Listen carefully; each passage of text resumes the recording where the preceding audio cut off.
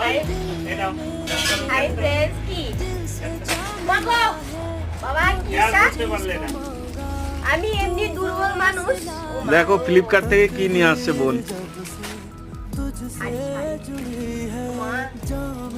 দেখছো বন্ধুরা, যাকে নাকি কথায় কথায় বলে আমি তোমাকে খুব ভালোবাসি আর নিজের জন্য শাড়ি অর্ডার দিতে, আমাকে একবার বললো না। আর আমার জন্য একটা অর্ডার করলে কি আমি তোকে টাকা দিতাম না? তুই সবসময় তো একই কালার পরি, আমি যদি আনি একই কালার আনি, তাহলে তুই আনছিস আমার জন্য একটা আনলে কি হইতো?